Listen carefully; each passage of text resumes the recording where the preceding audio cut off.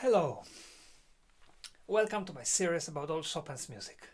Today we focus on Prelude in A minor, the second prelude from the whole cycle, the whole Opus 28. Deep sadness, darkness, hopelessness, longing for something, depression. These are words that we can use to describe the mood of this short piece. And these are feelings that surely the composer who composed this music had when he was creating this work. Very, very dark and depressive music. We can say, thanks God it's so short. Because this music is not even this kind of sad version of Chopin which touches us, I think, because this is more overwhelming. The weight of heaviness and weight of the sadness in this piece is so huge that we are just overwhelmed. At least I have this feeling both when I play this piece and as when I listen to this piece. Surely Chopin wrote this piece in Mallorca, in Valdemosa, in the monastery, when he didn't have a good time. It was raining every day for nearly 1 month. He was sick. He was even thinking that he is dying. He was feeling very lonely. He felt very lonely and, in fact, very sad. Why lonely? If he was with Chopin, you can say he was not lonely. No, we know from his letters, first of all, he didn't receive letters from his family and friends. He was longing for it. At that time, post office in Mallorca didn't function well, so he was frustrated. And I think this prelude is a witness of one of the darkest days in Chopin's life in Mallorca. Of course, this is obvious. We hear that. We don't need words to describe. So, just let's go a little deeper into this piece. It's a short piece, so we don't need a lot of time for that. How it is constructed. And let's start from the left hand, of course, because the left hand itself starts. And now, the prelude is in A minor. So we should have an A minor chord here or somewhere. But can you imagine there is no A minor chord whatsoever? In the first line, second, third, fourth, and fifth, I can't find A minor, only in the very last bar. We have the A minor chord for the first time. Very strange and made on purpose. Chopin writes a piece which is symbolic, the symbol of feeling lost, because we are lost. Even when we hear this piece, our subconscious is lost because we don't know the key, the structure, the tonality. We don't know. We can't feel. So, in a way, this piece has no gravitation, we would say. The left hand is written in the two voices way. The first voice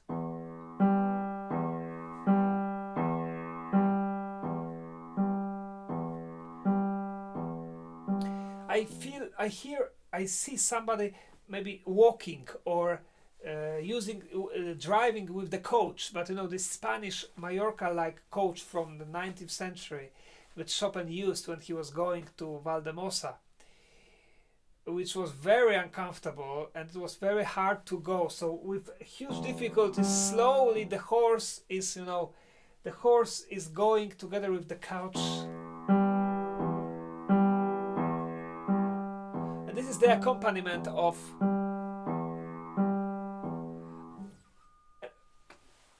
excuse me, I will be back soon. Okay, I'm back. I'm really sorry for this. Unexpected guest just knocked the door, but I'm here. Back into the very sad mood. So, this first voice of somebody walking. And then we have the second voice, and the second middle voice has a lot of dissonance. And this creates the feeling of tragedy, of sadness.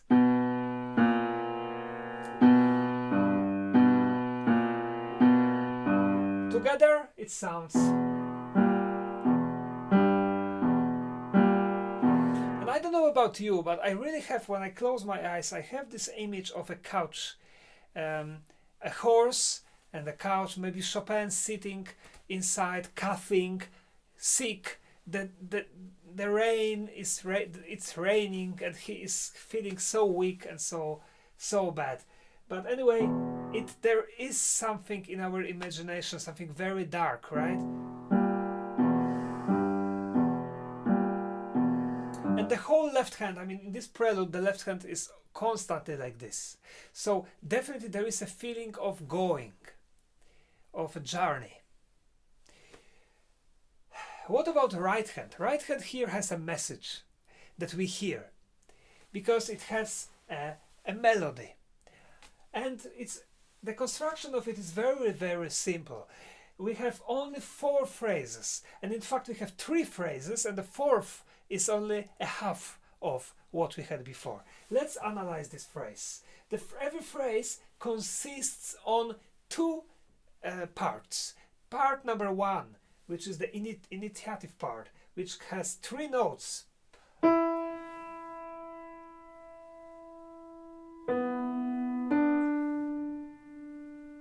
And then there is the answer for that.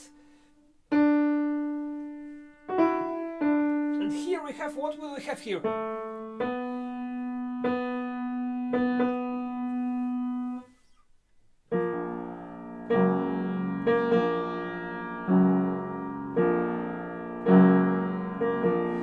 Yes, yes, and yes.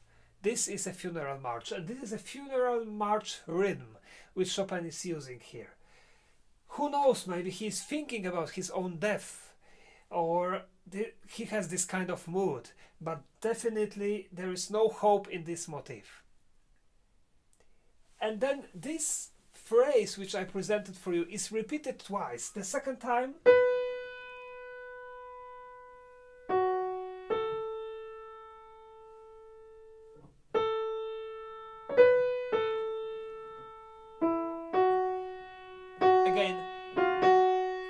again the funeral march, and then the third time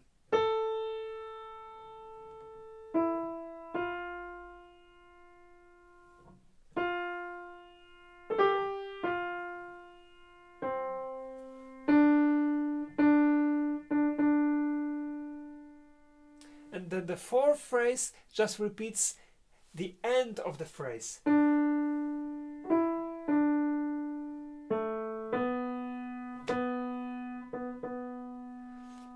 And then at the end we have, finally we reach the A minor. So we have, our feeling is, the feeling of our subconscious is really release. I mean, we are finally at home, at the musical home. But in fact, this feeling to me is like a relief of a person who is suffering, and this relief is the death. That's what kind of impression I have in this prelude. The moment I start to listen or play this prelude, I immediately want this prelude to end. You know, this is the same like with suffering. We want the suffer to end, and I'm just waiting for this A minor as for something that I can't live without, something that will make all the suffering disappear. And I think this is written on purpose like this. Chopin wanted this to be like that. So that's why we don't have an A minor chord in the whole prelude in A minor. Very, very strange. So, now let's listen to it again and let's think about the couch going slowly with difficulties. Maybe let's think about the melody which is alone, the feeling of loneliness, and let's think about this prelude as a witness of a very bad times in Chopin's life. I think the pianist must know this, and when we play we have to imagine that, because this is a very extremely sincere piece of music.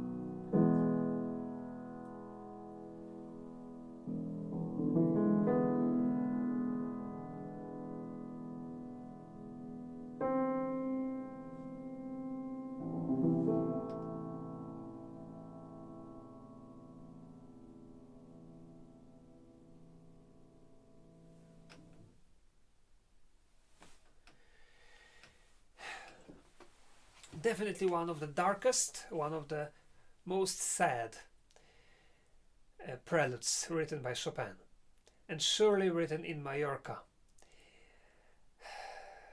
Very short, so I guess Chopin didn't need a lot of time to compose it, maybe to polish the harmonies in the left hand, but very sincere piece of music, and that's why it creates in us some kind of feeling of, I would say, even, well, not mercy, or we feel with the person who wrote this music.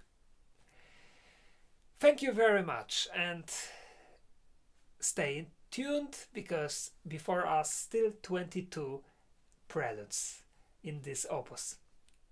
Bye bye.